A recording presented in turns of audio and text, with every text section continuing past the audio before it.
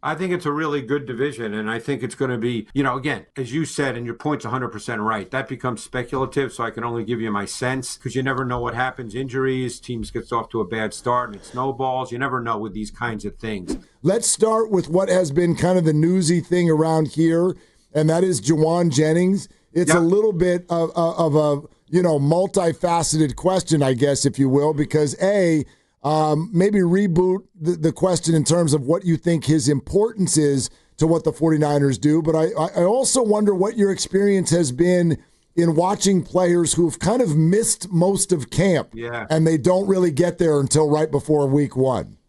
Well, what you always worry about is injuries early. And I'm talking about, the pulled muscle type injuries, the muscle injuries.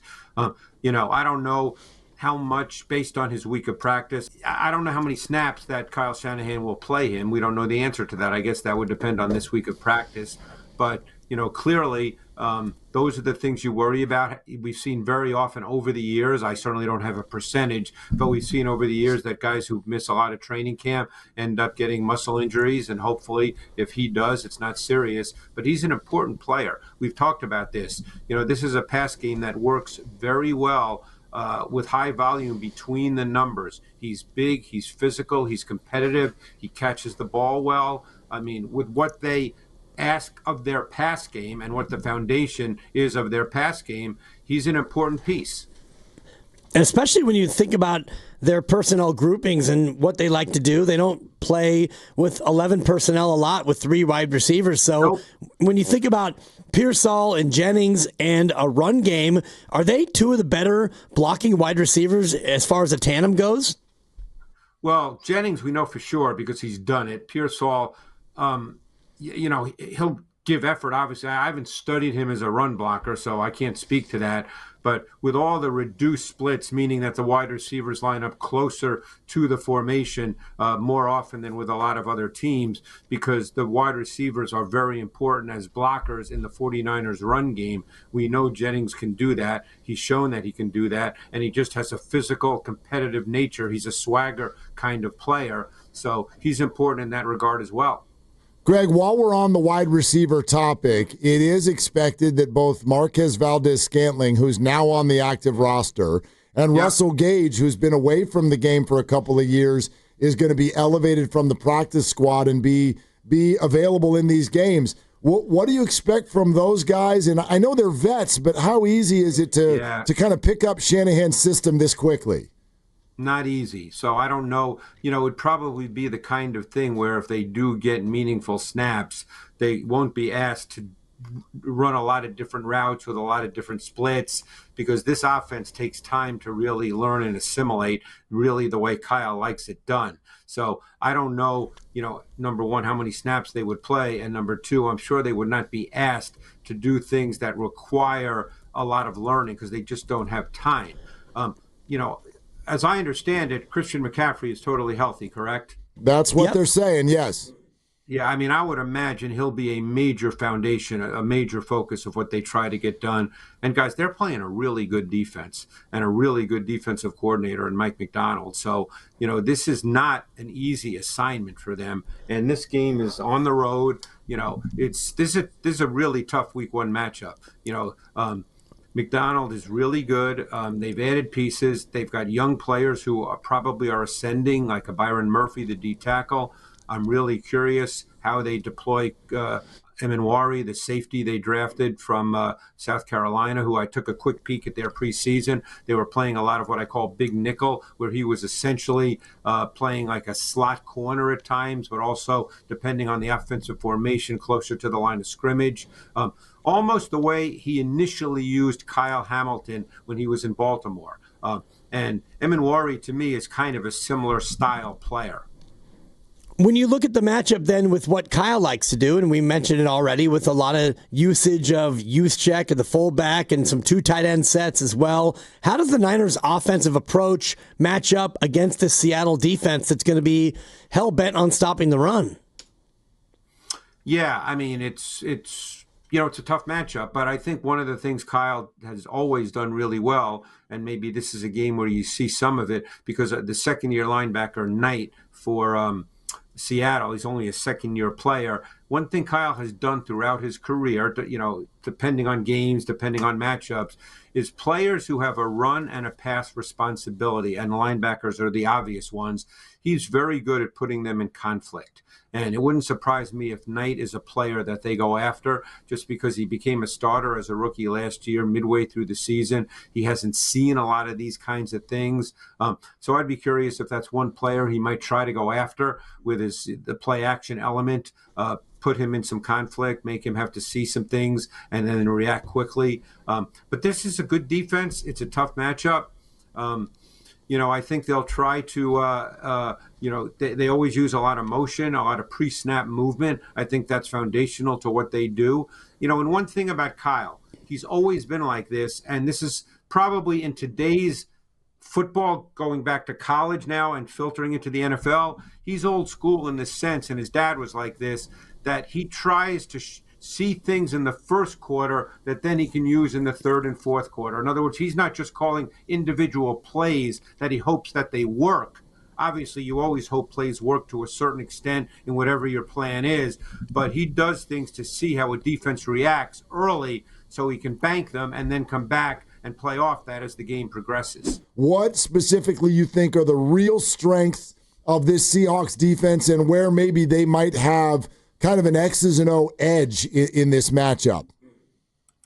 Well, I think they're solid, I think, at all three levels. So if you look, to look at a weakness per se, they probably don't have what you'd call a dynamic edge pass rusher. They have some guys that, Owusu is back. He's solid. Mafi can be solid, but they don't have, I think, the one guy that you feel like, we better make sure we double him or chip him. So they don't have that one guy. I think they're solid inside against the run. Jaron Reed's always been a really solid inside run defender, and Byron Murphy was a first-round pick out of Texas last year who missed some time, but he's a really good prospect, still a prospect at this point.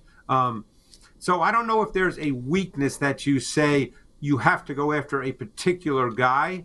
And on the back end, Julian Love's a really quality safety who can play on the back end. He can play closer to the line of scrimmage. He was a corner in college, so if he needs to match up, depending on the situation, you could see him doing that. Devin Witherspoon is really good in their nickel because he moves inside in the slot. He's one of the better slot corners in the league. This is just a really, really good defense. And you've got to be aware of Ernest Jones in pure pass situations as a pass rusher. He's always been a very good pass rusher for a linebacker. And the other side of the ball, I'm kind of fascinated to get your thoughts on Sam Darnold. I know we haven't really seen tape with him in Seattle, and they drafted a fullback in the 5th round. What would you think, having seen a little bit of preseason from Seattle offensively, what are they going to try to be about? Well, I think one reason they signed Darnold and they let Geno go is because of who they brought in as offensive coordinator.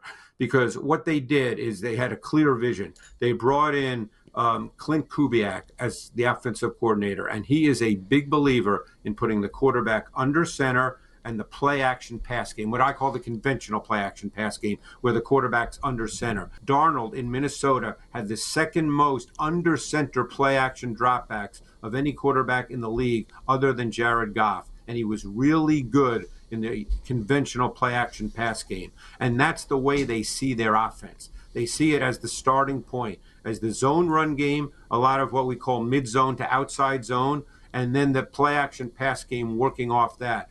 And Darnold was really good last year. And to me, that's one of the main tactical reasons they brought Darnold in and let Geno Smith go, because Darnold was very, very good at it. Based on your film study and the things that we do know about the 4 teams in the NFC West, how close do you kind of see it in terms of the formatics of these 4 teams? How tight of a division do you see it as right now? I think it's a really good division, and I think it's going to be, again, as you said, and your point's 100% right, that becomes speculative, so I can only give you my sense, because you never know what happens. Injuries, teams gets off to a bad start, and it snowballs. You never know with these kinds of things. But we saw what the Rams did, assuming health of Matthew Stafford. They're going to be a quality offense, and they've got a really young defensive line that as a four-man pressure group is really, really good. They probably have some concerns on the back end that can be exploited in any given week. We've just talked about the Niners in Seattle. Arizona is going to be an interesting team. They've really tried to get better on defense. They've got a defensive head coach. That's where they really focus their draft. Kyler Murray has always been a little bit up and down. You just don't know what you're going to get week to week. And I've spoken to people who feel the same way. The tape is at times phenomenal and at other times a little head scratchy. You don't know. He can be phenomenal or it can be a struggle. What was interesting was the tight end McBride really became the go-to guy, not Marvin Harrison Jr. I would assume they'd like to change that a little bit this year, but we'll see. These are questions that we don't know the answers to right now. But this will be, I think, a pretty hard-fought division, barring anything totally unforeseen. Like injury and whatnot. And I'm just fascinated about the 49ers defense and how that plays in this division. Mykel Williams, the rookie, is going to get the start. He's been listed on their official depth chart as the starter. What did you see on tape from Mykel Williams, and what would you expect him to be able to do here in week one and going beyond? Yeah, I would say that Mykel Williams is a player that is, really looks the part. I actually got to see him in person in a suit a number of years ago when he was coming out of high school and going to Georgia because he was the Maxwell Club winner when the Maxwell Club used to be in Atlantic City. And boy, as an 18-year-old, he looked like a 25-year-old. He's got the body. I never felt watching his tape that at this point in time, don't forget he's a young player. So what I'm about to say doesn't mean this is his whole career, but I always felt that he needed work on kind of the nuances and subtleties of pass rushing. He was always a good run defender. He's really strong. He's athletic. I wouldn't call him bendy and loose, but he's not stiff. But he's not one of those bend the edge guys that can, get really low, but I think there's a lot more to get out of his body as he develops and is taught. And the Niners have a very good D-line coach, as you guys know. So, I think it's still a question as to whether they get a pass rush from the other side of Bosa. It's one reason they brought in Bryce Huff, who kind of had a lost year in Philly, but prior to that with the Jets, always had a really high pass rush rate as far as getting near the quarterback. So we'll see how that goes. And defensive tackle, we talked about the inability to stop the run at the necessary level. It's why they drafted Collins and West. We'll see the kind of snaps those guys get. And then, obviously on the outside, which is critical, the corner position, Renardo Green is going to play and start, and he had some good moments a year ago, a player that I really like coming out of Florida State. But, until you do it, until you see a larger sample size, it's not an issue. It's just a question.